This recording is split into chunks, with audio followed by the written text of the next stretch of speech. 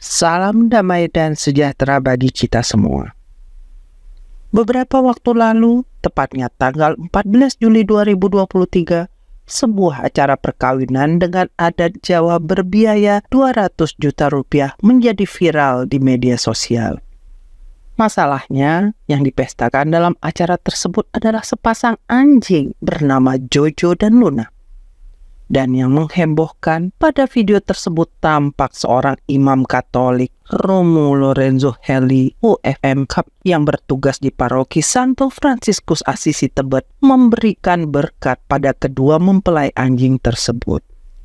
Tentu saja kejadian ini mengundang pro dan kontra yang ramai di media sosial. Di antara mereka yang kontra, ada yang memprotes kegiatan tersebut sebagai penistaan terhadap upacara perkawinan yang sakral. Bagaimana mungkin upacara yang menjadi tanda sakralnya ikatan perkawinan dua manusia digunakan untuk perkawinan anjing yang hanya tahu bagaimana hidup mengikuti naluri hewani? Mereka yang memprotes kegiatan tersebut antara lain lembaga kebudayaan dan penggiat budaya Jawa yang memandang kegiatan tersebut sebagai tindakan pelecehan dan penistaan terhadap budaya Jawa yang adiluhung.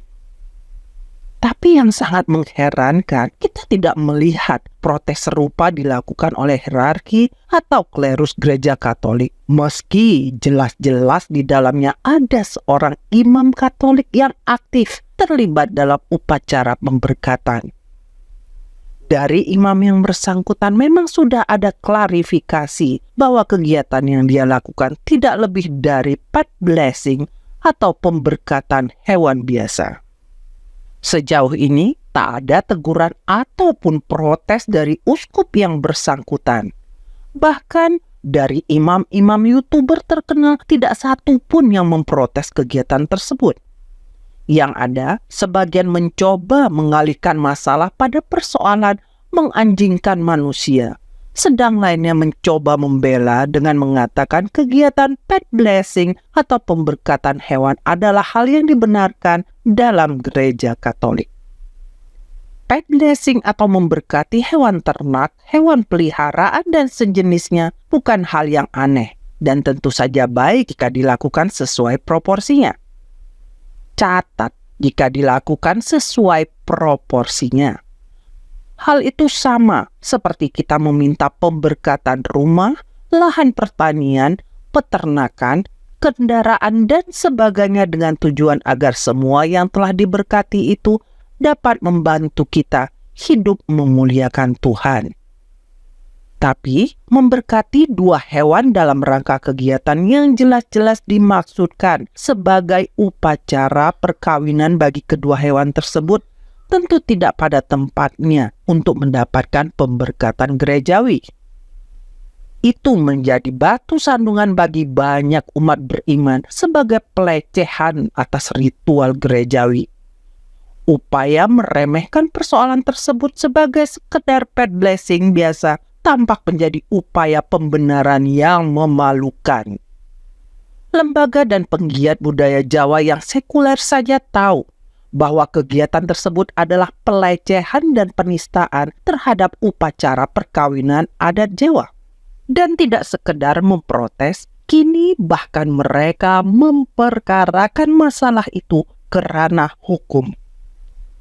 Tapi hebatnya para klerus Katolik termasuk uskup yang mengaku sebagai rohaniwan tidak menganggapnya sebagai masalah. Ini luar biasa memalukan dan harus menjadi keprihatinan kita semua. Bayangkan, orang sekuler ternyata lebih peka terhadap kesakralan suatu ritual ketimbang rohaniwan Katolik. Sudah separah itukah kualitas para rohaniwan Katolik sekarang? Akhirnya, kita umat Katolik di Indonesia sekarang memang terpaksa harus mengalami nasib buruk karena digembalakan oleh uskup dan imam-imam yang sudah tidak mampu lagi menghargai kesakralan gereja. Mengecewakan, tapi itulah faktanya. Bahkan untuk judi, orang juga buah tanda salib. Ya, dan tidak jarang anak-anak Katolik yang nakal, yang masih menyontek, untuk nyontek buat tanda salib dulu. Itu artinya apa? Allah begitu dekat dengan kita. Ya, diajak syukur oke, diajak berjuang oke, diajak curang hayu juga. Seperti seorang anak yang dekat dengan ayahnya. Berbuat kurang ajar pun tidak takut, berbuat salah pun berani berkata. Demikianlah kita kepada Allah. Tuhan, tolong ya Tuhan, hari ini saya siap, saya mau nyontek dikit aja. Tuh kan, pada Tuhan coba, diajak curang Tuhan itu ya.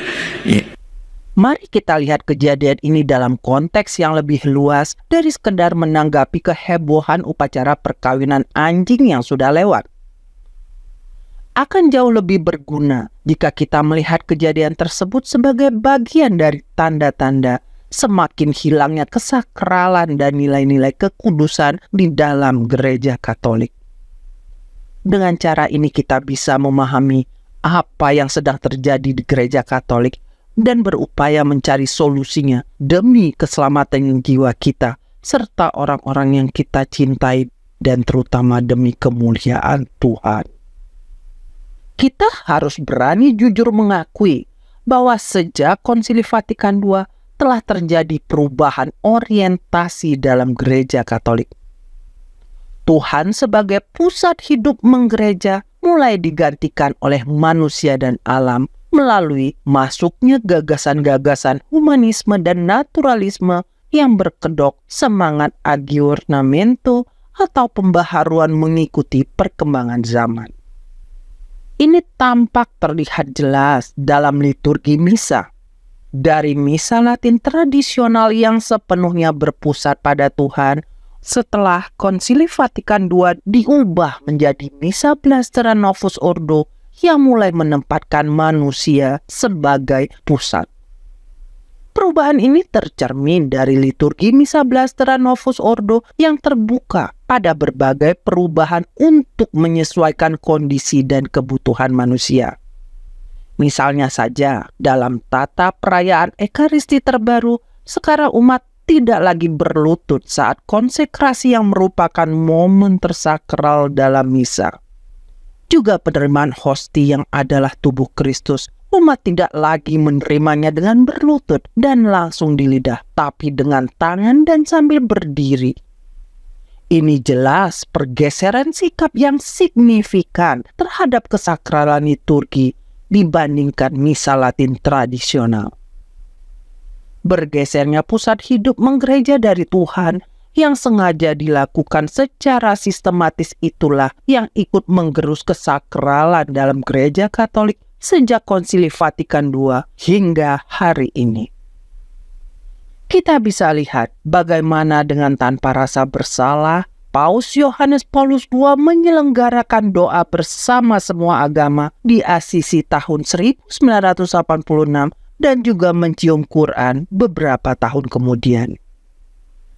Selanjutnya melompat jauh ke masa Paus Fransiskus.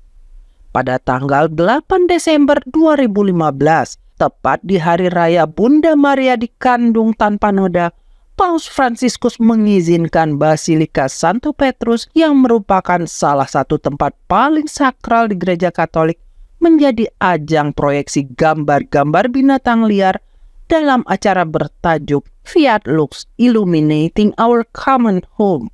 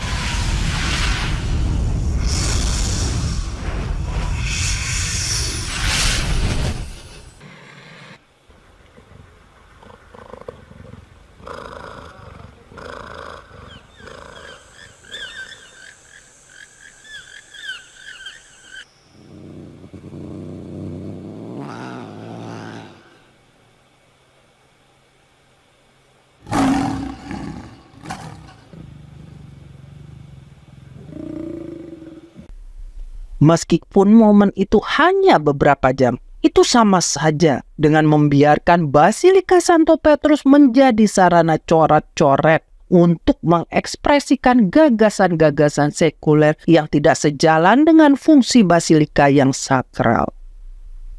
Kemudian, bulan Oktober 2019 muncul skandal Pachamama, di mana di hadapan Paus Fransiskus dan banyak kardinal serta uskup, berhala Pachamama diarak dan dihormati di dalam Basilika Santo Petrus.